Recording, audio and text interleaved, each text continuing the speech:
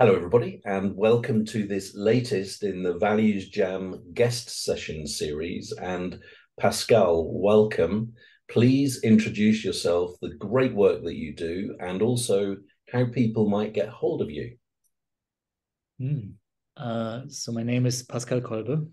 I'm something in between a pedagogical engineer, facilitator, and researcher. I work at the Learning Planet Institute in Paris, where I'm developing interventions to help people identify their purpose in life, kind of make sense of their life story, and where they might want to take it in connection with also being at service to the world. And how might one get a hold of me? That's a good question. I think LinkedIn is always a good place. Pascal Kolbe. Okay. And otherwise, LinkedIn or Facebook, one can always get hold of the different projects that I'm currently working on. Great, thank you. And I have to ask you, maybe you know, maybe you don't know, but the Learning Planet Institute, it just sounds like a really cool brand name. Do you know how that came about? I think it just arises very naturally from the vision of the Institute, which is to establish a learning planet and to give birth to the tools that we need in order to create a society and organizations that are able to learn and Wow. to adapt and to evolve. And so Learning Planet is really like the vision is a planet that is able to adapt, evolve, Yeah. and kind of race to the challenges that it is facing. Mm. It's so what you're saying then is that not only does it sound really great, but it's what it does on the tin. So At least with a bit with a taste of humility, a bit of humility. It's at least the vision yeah, that we're trying to move towards. To great. So I've got the Values Jam card deck here, and I'm going to tip out some cards, and then I'm going to invite you to help me choose a card. So how many piles would you like me to make in front of me? 3 is a good number. Three. Okay. They're going to be very different sizes. So I've now got my left pile, right pile, middle pile. Which are you going to go for? Left pile. Okay. I'm left-handed, so I'm naturally in that direction. So Left. a number between 1 and 6, Pascal. 4. Oh, I don't believe this. I Humility. That is a good value. but you just used the word seconds ago, and oh God. I did. I just as an aside, this month I'm doing one of these sessions every day, and to kind of launch it on the 1st of October, I did a LinkedIn live post where I chose a card at random and then posed a question for people to have a values led conversation during the day. So that was on Sunday. And I drew the card excellence, which is one of my personal core values. And last night, I'm involved with an organization that has excellence awards, and it was the ceremony with a big dinner for 500 people last night. So on Sunday, when I drew the card, I was kind of speechless and put off balance because it's like somebody had planted it there.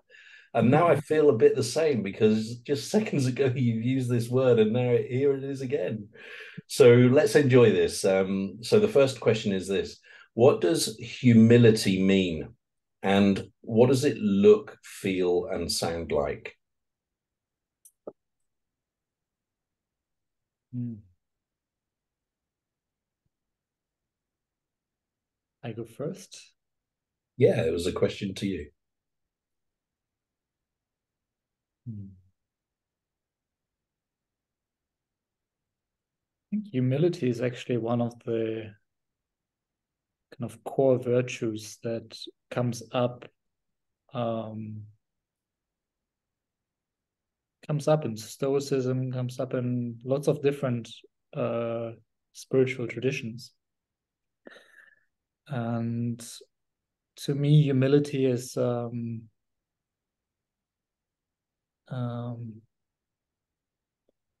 it's a balancing factor, and balancing in the sense that we were talking before you started recording about the known and the unknown, and that we are often very much focusing on the noun, because that's what we have easily accessible.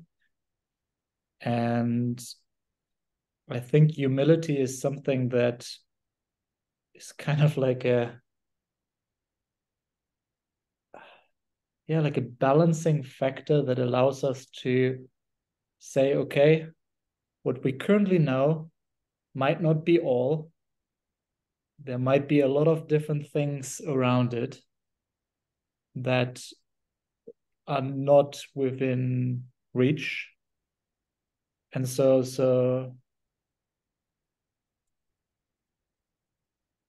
humility kind of feels like this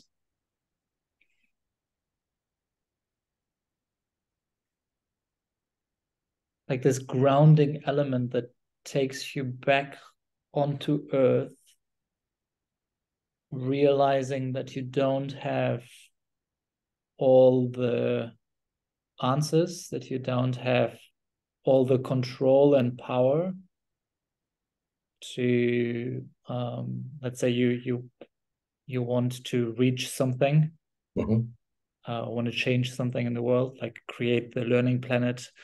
I think to have humility means to know that that is not entirely in your control.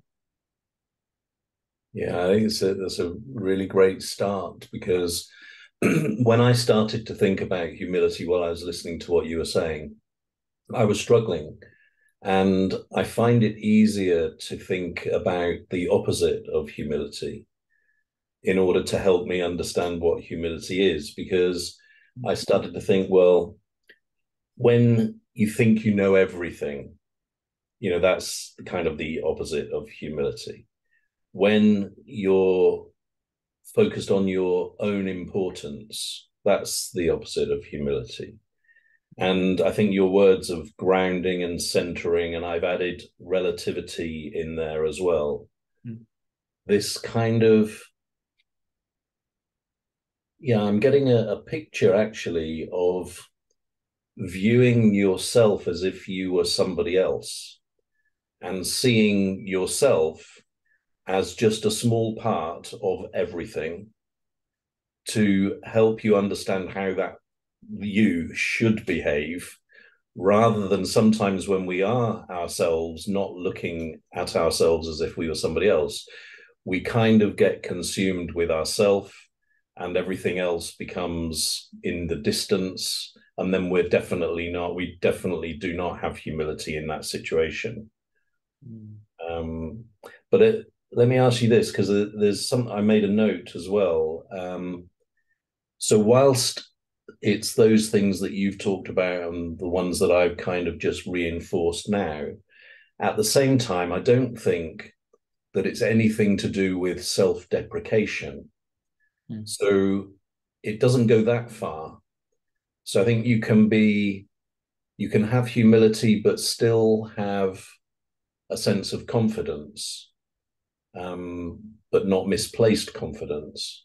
And I think grounded, it keeps coming back as being a really strong word that you identified there.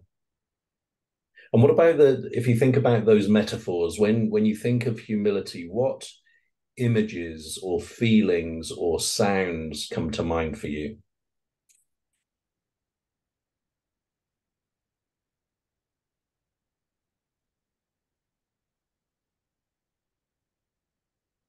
One image that comes up is image of the earth. I think that's very much connected with this notion of grounding, being down to earth, quite literally. In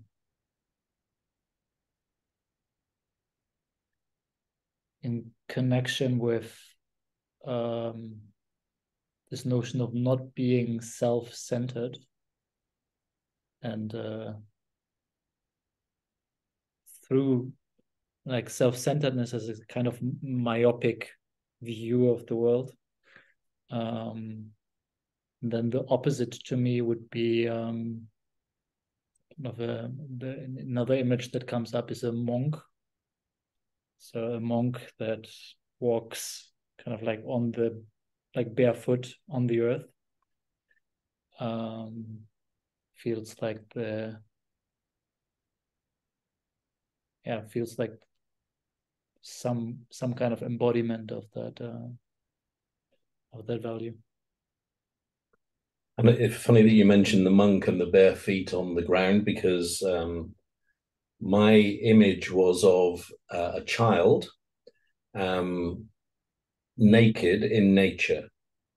So it's this person without any trappings, anything extra, just themselves, and in a natural setting, and understanding that they're just part of that, and that's it.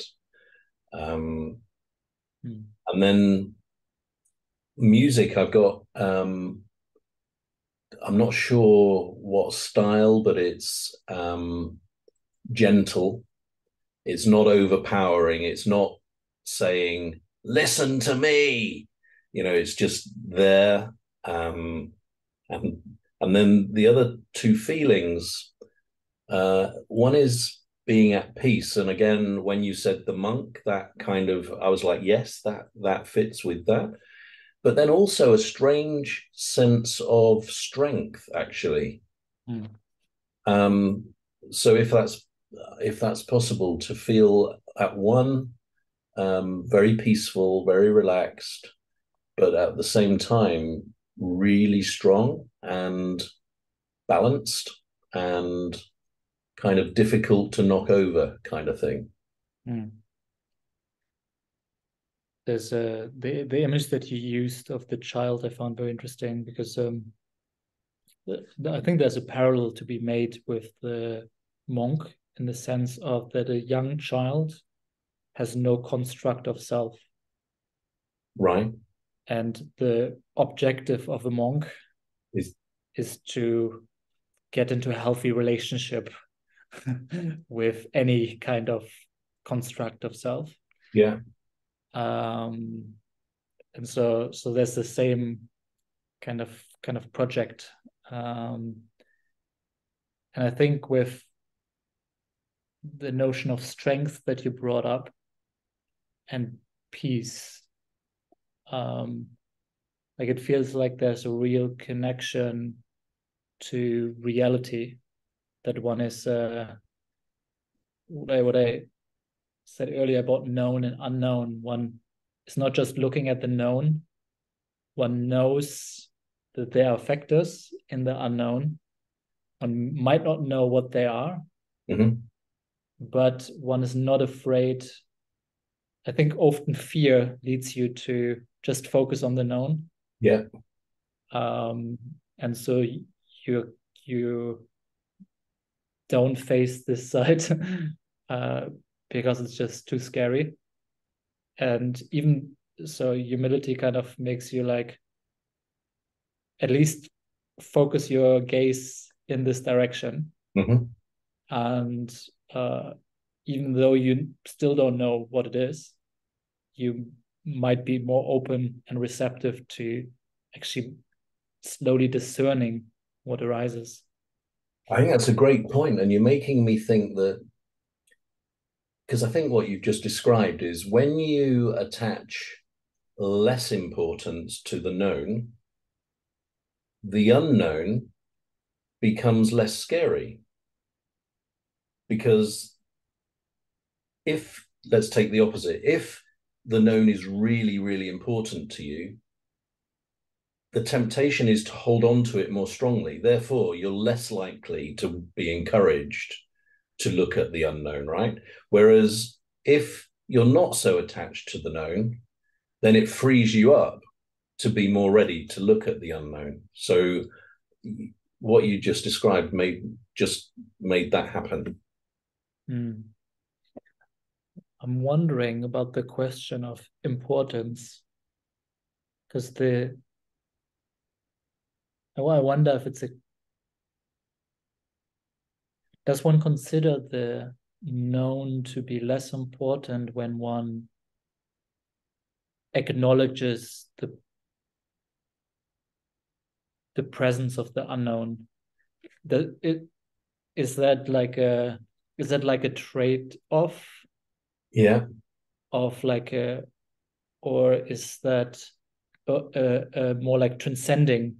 Like it starts to include both, like the known, the unknown, and it kind of like I think humility is almost like whenever you have a frame, to have almost like a transcending option. It's like kind of like there's an openness to transcend whatever view one currently has, knowing that whatever one currently grasps is probably not all of it.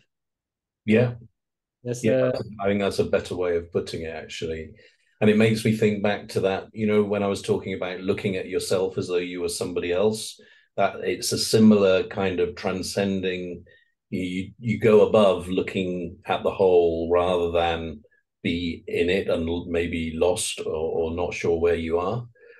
So let's wow, what a great philosophical start to the conversation. So what I'd like to do now is to kind of bring us right down to earth. So can I bring it up just one more level up? Yeah. Just to kind of like make the last connection that I see, which is, do you know the word, probably the word Allah Akbar? No, I don't think I do.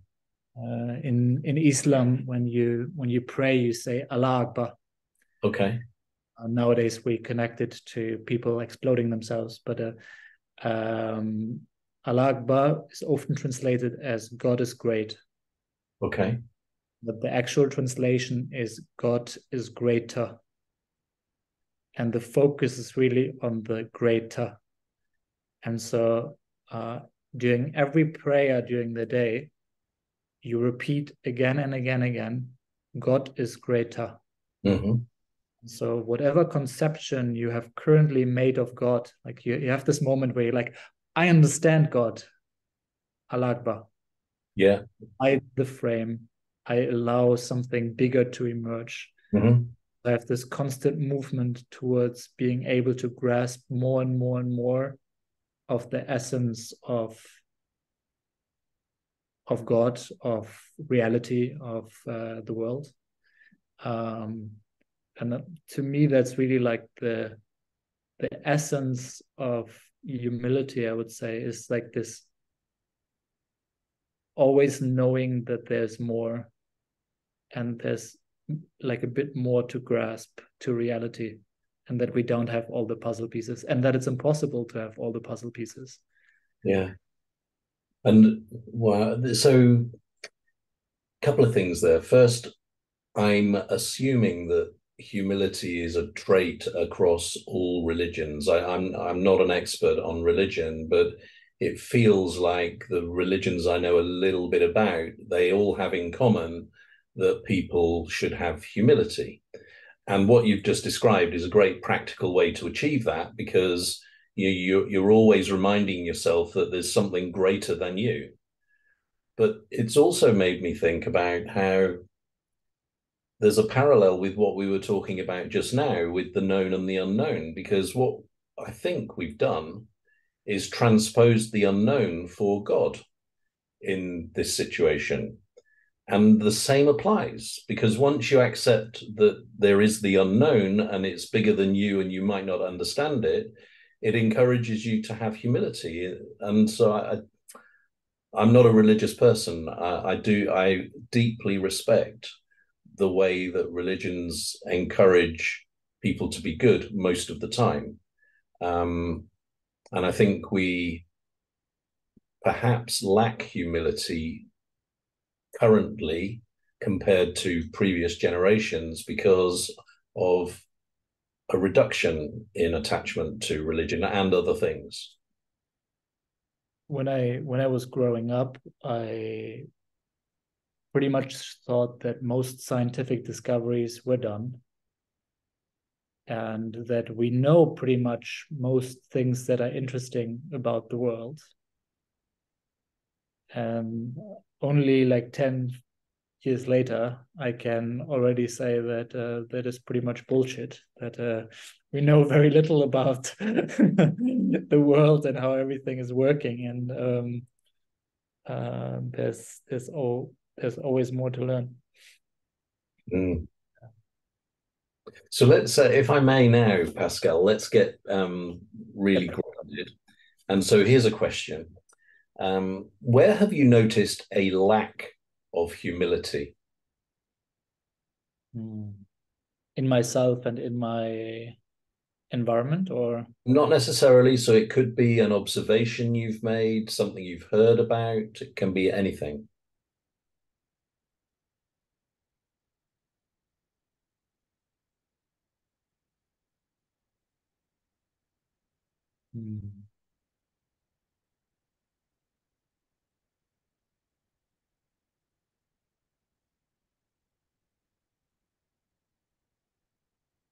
I notice a lack of humility in myself all the time. Um, I do value humility.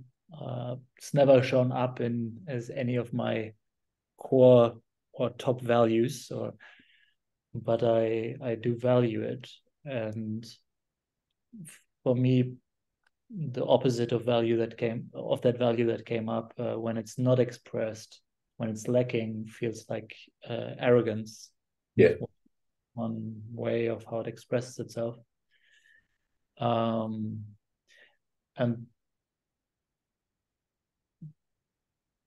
I see my own project, like my own life project, as creating a religion that is not a religion.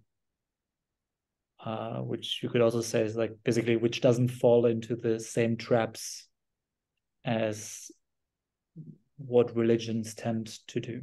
Mm-hmm. And I find myself often there in a kind of a bit of a struggle between ambition, because in a sense it's like, I don't know if you know it's ambition, but like it's kind of like a big goal, and because essentially you're putting yourself in the same shoes as Jesus and the Buddha and the Prophet Muhammad, even though one can see this one can see that project with in way smaller. I say when one doesn't need to create a complete path, I think one can create like nice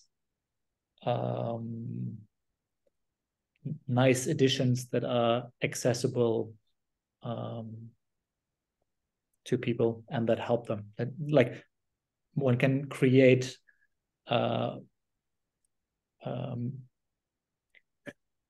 pedagogical materials and practices that help people. Let's say, for example, someone that is creating a new form of breath work. Yeah. It's creating like a more grounded form of a path towards letting go and being well. And but I because of this project, I find myself often talking in ways that are very grand and a little bit disconnected. Mm-hmm. So this constant recentering on the essence and grounding down. something that that I'm trying to develop, and where I find kind of a lack of humility.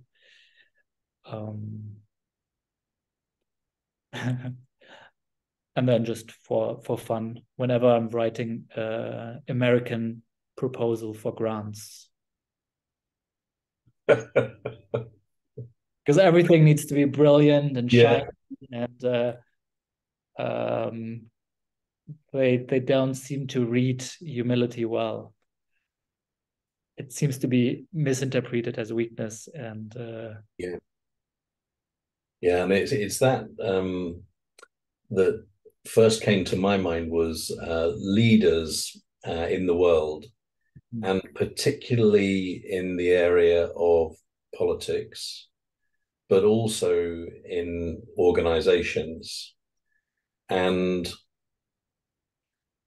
I think there's a relationship with what you just touched on there, because it seems that people feel that they have to be perfect, larger than life, better than everybody else, and portray themselves as that in order to gain other people's respect and fellowship.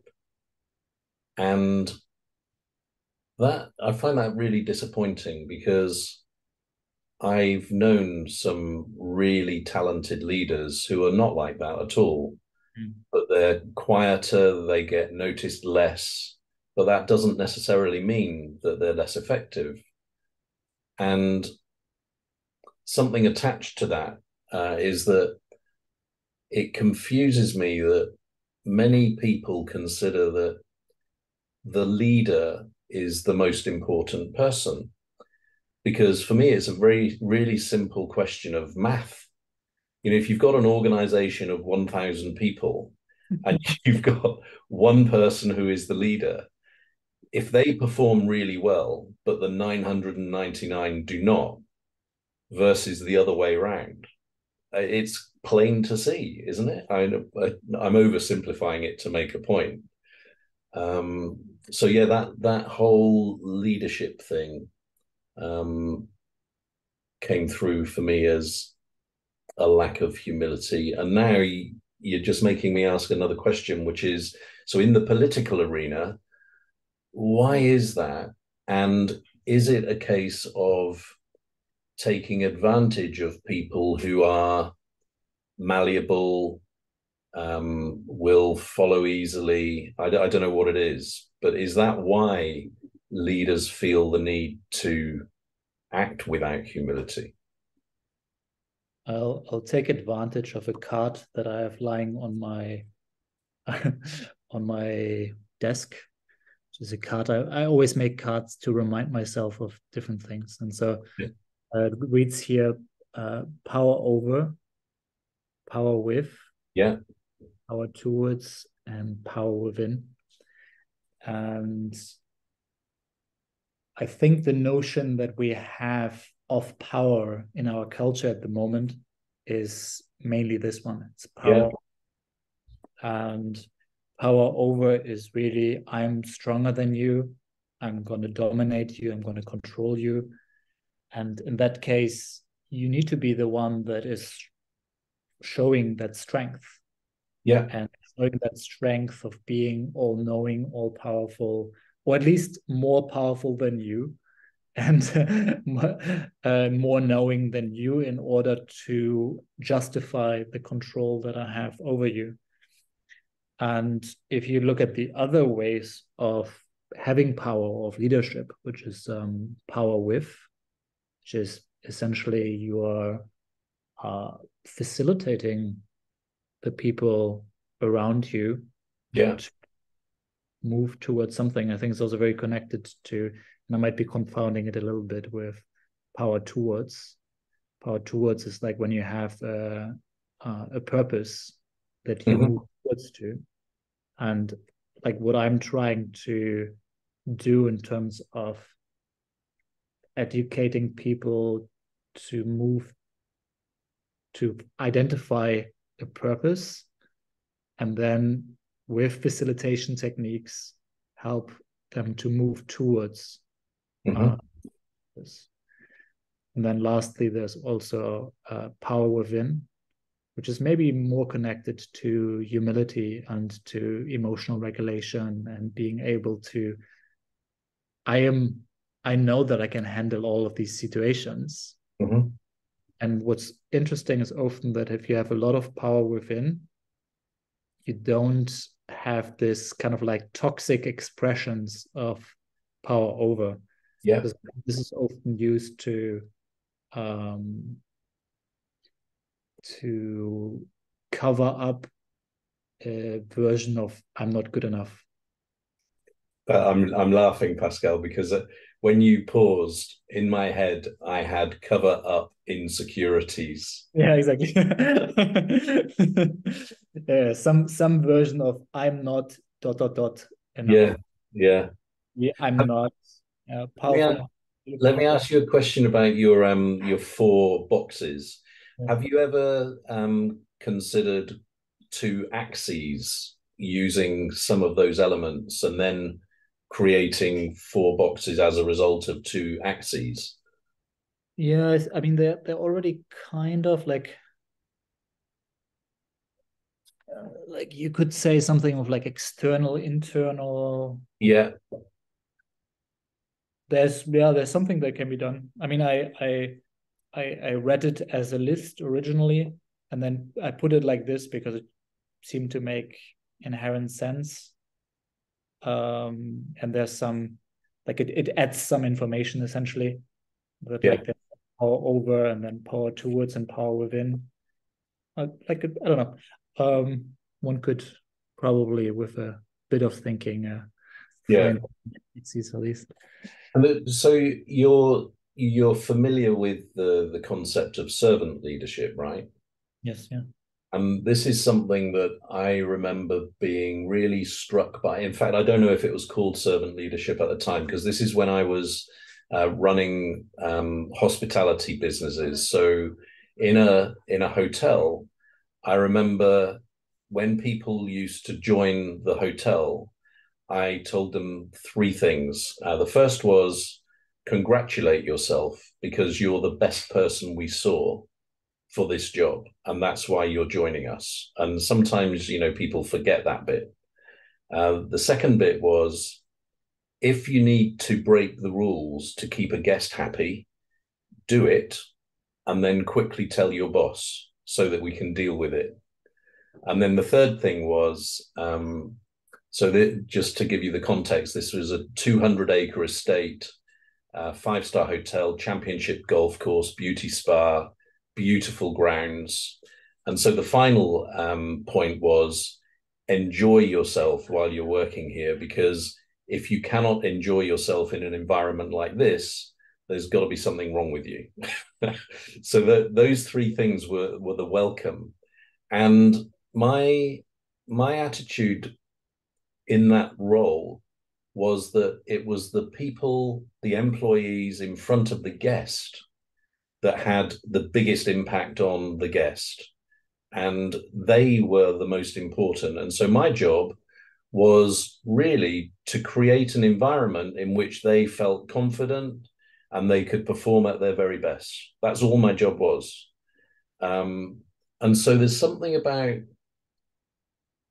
the opposite of humility when you need the spotlight on yourself, when you need to tell people what to do, you need the power over them, rather than acknowledge that people can do a great job and you just need to provide the conditions.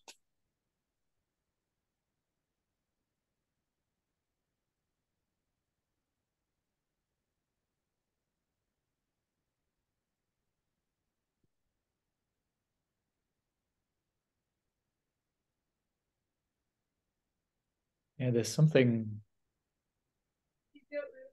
I'm on the fifth floor of this building, and the whole direction is on the fifth floor. The whole direction, what do you mean? Direction, like the strategic leadership of Ah, the yeah, yeah. um, and it's the place with the nicest view and directly having the terrace and nice meeting rooms. I mean, there's not such a big qualitative difference here, but I mean, this is a place that is trying very hard to be in this position of service leadership. And I visited a Total Enterprise, which is like an oil company. Yeah. And their leadership is also completely on the top in like a noble kind of like a place. And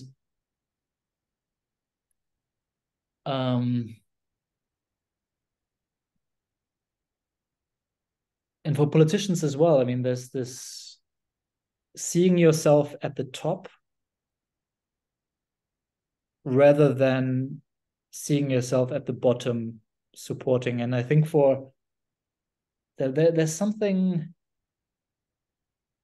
intrinsically difficult about, there's something seemingly very difficult about getting into this position of service leadership and this position of humility. And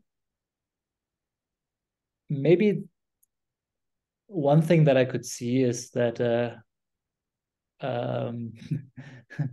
we select like to reach, for example, like the position of the president. It's a process, hopefully, in a good working process. It's a process of excellence, right? Yeah. Excellence. And you basically sort it out. And in order to be excellent, you often need to put a lot of pressure on yourself. Yes. And pressure is exerted by the self. It's essentially like a kind of like a self-control mechanism that you need to strengthen in order to arrive at this place of excellence. Or at least that's one way of getting there, I guess. And I think it's kind of interesting that you kind of like excellence, and you're special. But ultimately, we would like people to arrive at this place. Yeah. I think it's a kind of it demands like a complete shift in how to see the world, and how, I don't know. You're making me think of medical doctors and surgeons that go into war-torn countries. And why have I thought of that? Because you were talking about excellence, and these people are highly qualified, high technical competence, and yet when they go into those situations, they're just another lady man with that expertise trying to do their best for those people around them. And so I think I agree with what you just said in that political context. I guess what I'm saying is that feels like an example where it does exist, where you can have the excellence, but you can have that very different mindset that you talked about. But again, maybe there's something about those people, they rarely shine the light on themselves as an individual. They shine the light on their profession as being highly valuable, and that's enough for them. So it's not about self, it's about we. That's different than in the situation you described. I really like this notion of self with a small s and self with a big S. Yeah.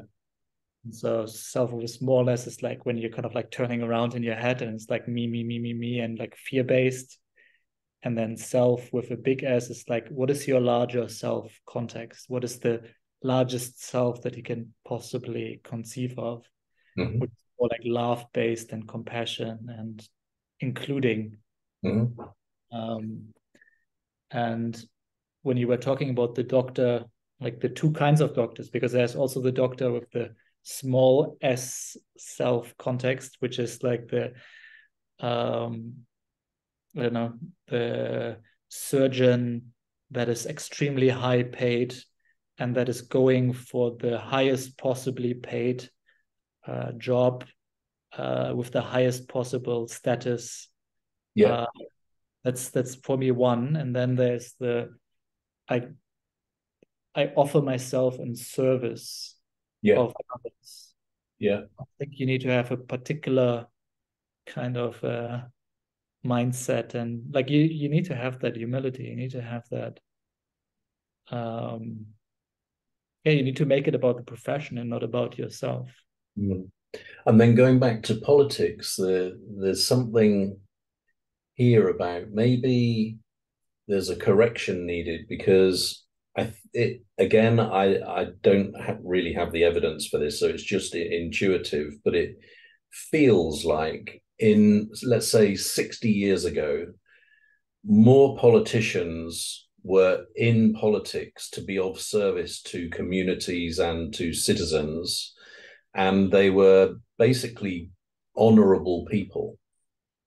Whereas now it seems that people are in politics to be in power and they will do whatever it takes to get the results, which is completely different. And, what's the point of having those sort of people there? Because that's not what the system was designed for. It brings up in me like a text that I read some years ago, but that left an impression on me, which is about value signaling. Okay. And that whenever you have a strong situation, like a war, for example, very quickly, the generals that beforehand were just, like had all the medals, they were pushed aside and replaced by generals that were expressing the actual values that were needed in order to do the things that were needed to do. Yeah. And that there is kind of a correlation between the distance that one has to a significant kind of event that is also grounding to a certain degree, like a war strips you of all other things. Like it's not about you anymore. It's about something that is large. It's about the nation. It's about about your people, etc. And so the more distance you have between this last significant event, so like the longer you have peace, essentially, the more people go into value signaling. And there's another thing that comes up for me is for Nietzsche, this circular movement between, I don't know if he called it like virtue and decadence. Okay. And that basically over time, like decadence will rise until systems corrupt and break down. And then because they break down, you have virtue rising again. And it feels to me that in this time between worlds that we currently are at, that we had a long period of self-centeredness and value signaling and selling products that meet needs that are supposed to meet needs that they don't meet. Yeah. So it's signaling again. And hopefully moving into a time frame of bringing forth those values that are needed in order to deal with the challenges that we actually are facing. Are you familiar with, I think, is it called the Four Turning Points or something like that? So it's a generational theory, and it's kind of what you said, and it explains that over history, you can look back and you can see that it repeats itself. Mm. And so, for instance, the last cycle, I think, started or finished, whichever way you want to look at it, with the Depression and then the Second World War. And what it says is that we're kind of coming up for a collapse right now. You know, I think it says the 2030s is when we will hit the wall, and then the cycle will start over again. So I wonder whether there's an interesting parallel that one can make here between Western thought, which is kind of like progress, and then Chinese thought, which is there's always a cycle. It's like the wheel of fortune, or and it's always about returning back to the golden age. Okay. And I thought that was foolish when I was younger, but I guess that was me that was foolish, more foolish than now. Like this cyclical movement of whenever you have a force or a thesis, there comes an antithesis, and then you get back to a synthesis, and we're kind of like calibrating ourselves like this. And so I think if you call it, like the 4 turning points, sounds a bit like like a Western conception, like it's a square. Yeah. No, if it's a circle or a square, however you want to frame it, it's kind of like natural patterns that we tend to fall into. And you mentioned China, and you also talked about the West. By inference, I guess I'm taking that you're talking about the West and the East. So I'm interested to know if you have any experience in comparing the two from the perspective of humility. And the reason I ask you this question is because I haven't been to Japan very much, but the times I have been there, I've just kind of fallen in love with their heartfelt attitude towards customer service, for instance, and their humility. And that might be a surface level interpretation that I've made, but from what I've read, that's deeply ingrained in their society, that it's not about the individual, it's about the collective, and it's not about the importance of me, it's about what I can provide to others. Yeah, it's interesting with the hyper individualistic focus of the West, and then I think the East is also getting quite affected by Western thought, but I think also getting affected because they had a very strong focus on the collective, and I think any extreme position naturally creates resistance and naturally is distanced from reality. And so, as with values, it's like kind of like getting into like a like not a middle point between them, but more like kind of like into like a balance between like the importance of the individual and the importance of the collective, and bringing them into harmony. And this is I'm going to share something with you now, because I think before I started playing ValuesJam, I wouldn't have shared this in a conversation like this. But what I've learned from playing ValuesJam is that for some reason, it causes you to think of things that maybe haven't crossed your mind for often decades. And so this is it. And I'm not sure if it will cross our cultural boundaries either. When I was a teenager, there was a television program called Kung Fu, and an actor called David Carradine.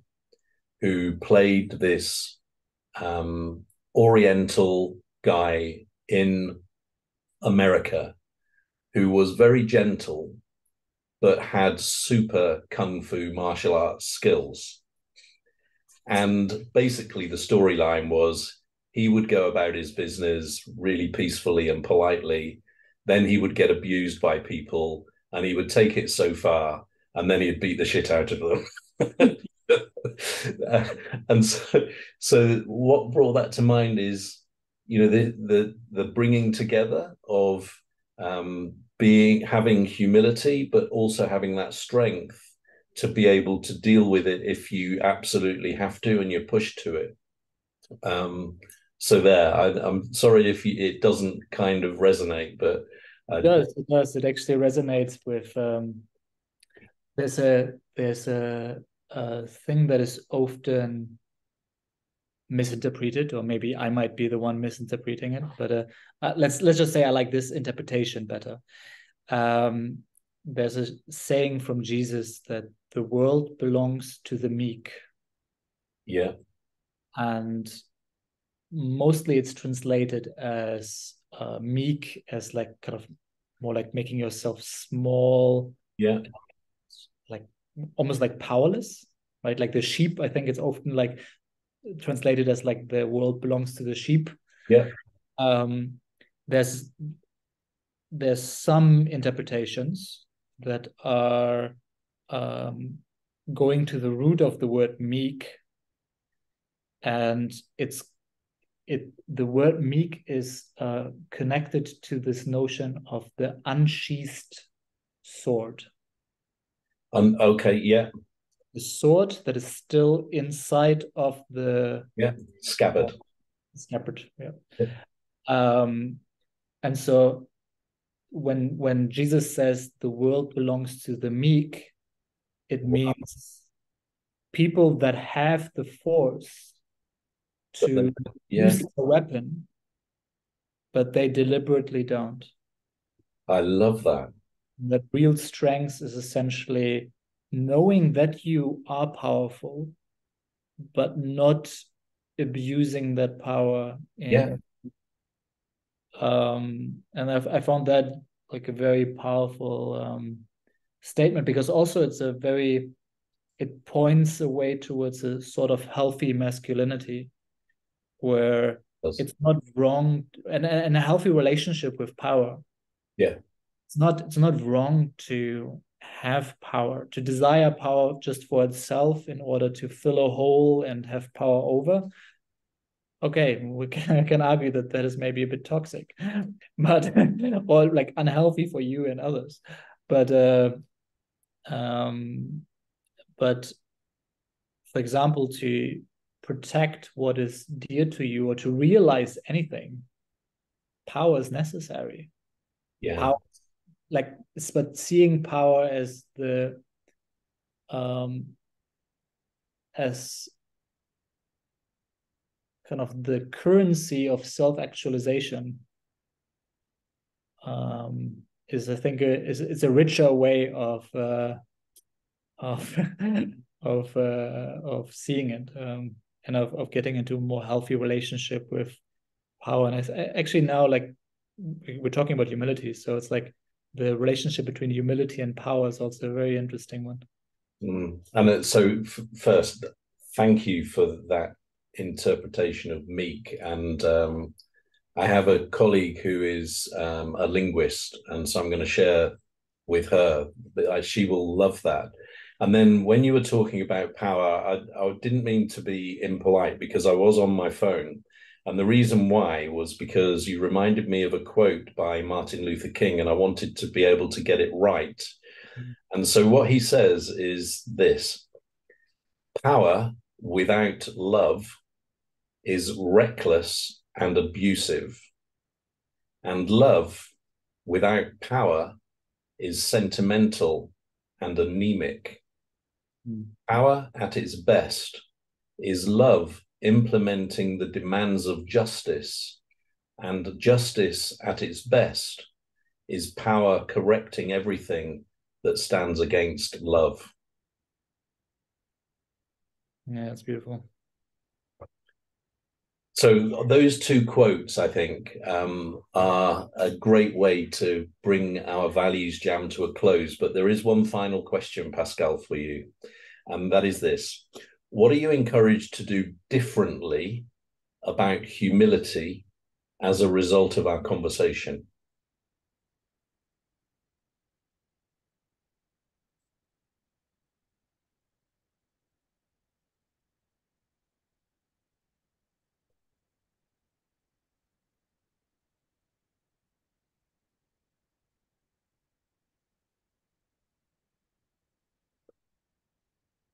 Mm.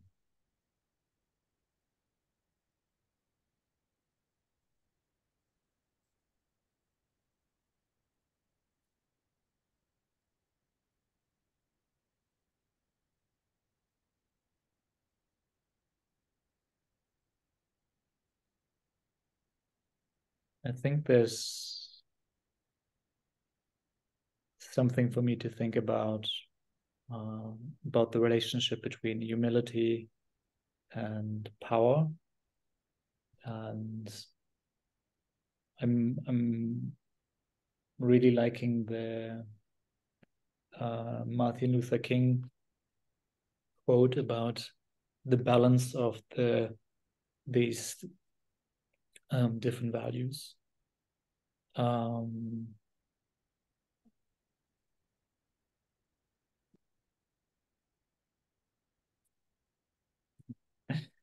um, I'm reading at the moment a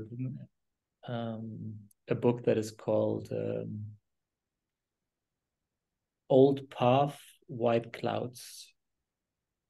It's quote unquote from the Vedas, from the old texts, old Buddhist texts, and Hindu texts. It's a collection of stories about the Buddha that have been turned by the Vietnamese monk Thich Nhat Hanh into an autobiography of the Buddha. And it shows that the Buddha, when he was still a prince, was one of the strongest martial artists in the kingdom. And this combination of the monk that walks along and walks with confidence and doesn't fear a fight, because there's also this capacity to react if necessary. I think that's going to be a very interesting, and this self-confidence allows to reach the goal and implement the sense of justice that is needed and move in a wise direction and move kind of like the world in a good direction. This whole courage, humility, power into a direction and at the service of love and service, the service of love. It's a very beautiful metaphor that I would like to include more in my life. I would like to guide my life more. Okay, thank you for that. And mine is a lot more kind of practical. So I've got two things. One, I'm gonna see if I can find a recording of that Kung Fu series, if I can just find one, and I'll send you a link if I manage to find it. I want to watch it for myself, to take me back to my teenage years, but I'll also send it to you because I think it will kind of reinforce what you've just said, actually. And then the second thing I'm tempted to do, encouraged to do, is to play with your 4 boxes, and see if I can kind of come up with a quadrant version with 2 axes, because I was looking at your boxes and I was thinking, yeah, these are great. And then I was thinking, but is there something, is there a development of this? And I don't know whether there will be or not. Maybe that's not being very humble saying that there will be. I think there's some literature around power, and these four boxes, they come from, I think they do, from different people thinking about this for some time, and I can easily imagine that they have already been put into into one version of a quadrant. Um, but I think it's in general very fruitful to spend time on this. I think there's something very there's more consideration that needs to be put towards power for men and women alike. For because if you don't think about power, you will abuse it, or you will be abused. And so I think, yeah, I hope it will be a fruitful inquiry. Yeah, thank you. And again, I'm really happy to share if it goes anywhere or nowhere. I'll share that with you. So, Pascal, thank you for a wonderful values jam on the value of humility today. Trust you've enjoyed it. Thank you very much. Thank you very much too.